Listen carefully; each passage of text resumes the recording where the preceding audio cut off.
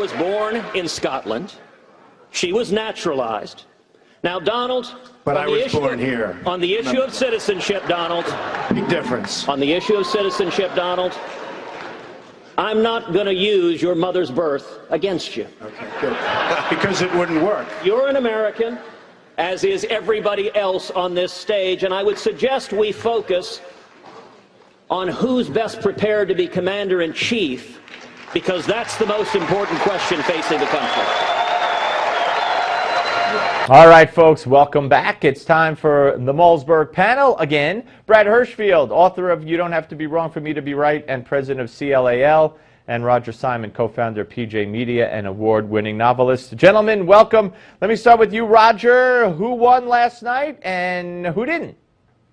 Well, I think Trump won because of the New York line. The thing you gave just now, I think Cruz won on, and I think Marco Rubio did well. So I think all three of those guys did well, which may mean no change.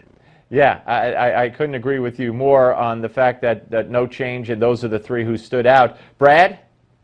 Look, I don't think there was a change. In terms of content, I think Rubio and Kasich actually won the night.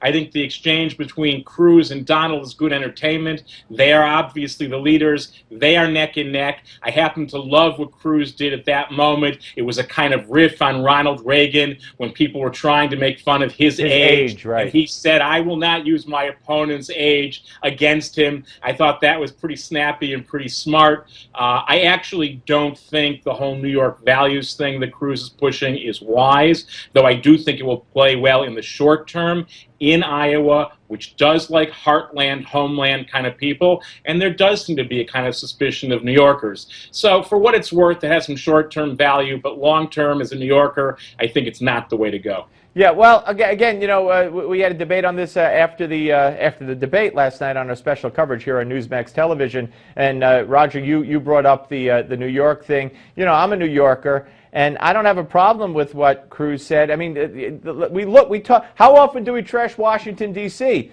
Well, the Pentagon got hit. People died. They came together in that moment. Yet we say Washington can't work. They're inept. They're this. They're that. We call them names. Does anybody get offended at that? Yeah, nobody. Hey, listen, I think it's all a bunch of nothing, probably. Trump's move this morning on making a free showing of 13 hours in Iowa is very interesting. That's kind of maybe more shrewd than anything. Yeah, no, I couldn't agree more. He's handing out free tickets, and he rented out a theater, and he's letting people in to watch the movie. Brad, what do you think? If it's Trump, they talked a little bit. It was very interesting at one point about being each other's VP. Now, Trump said in answer to Cruz, I thank you very much. It's interesting, but I think I'll go back to building buildings. Do you think, though, that I don't know? I know that Trump would never be anybody's VP. Do you think, Brad, that it's possible that Cruz would actually acquiesce if asked and become Trump's VP, or say no, thank you? I think if he's asked, there are many good reasons to say yes and very few good reasons other than ego to say no. It's not that they're exactly perfectly aligned, but they're related enough that I think that could be doable. I think you're right, Steve. Donald Trump is not going to be anyone's vice president. I happen to think, though, that were that to be the ticket, Trump and Cruz, the concerns me about that is not that he would say yes, but that short of an indictment, which I do still think is a possibility, if Hillary gets the nomination and doesn't get indicted, I think they would be potentially handing her an electoral victory in November. Roger, what do you think about that? But I think Brad is close, because if I were Trump, and I wish the hell I were, so I would go for Rubio as my running mate. Well, Rubio, soften up a little bit to soften up the Latino number. I mean, I think it would be actually a more successful ticket, and Rubio runs better head-to-head than anybody.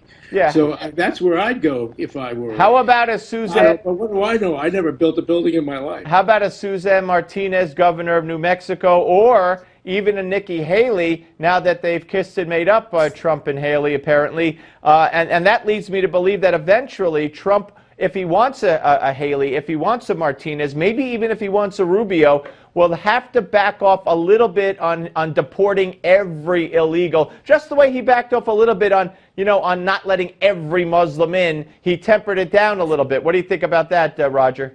Well, I think he will, but the point is, he doesn't even have to on some ways, because none of those things are going to happen anyway, and everybody knows it. So, I mean, what he's doing is being emblematic, being metaphorical. Right. Brad, final word, Brad.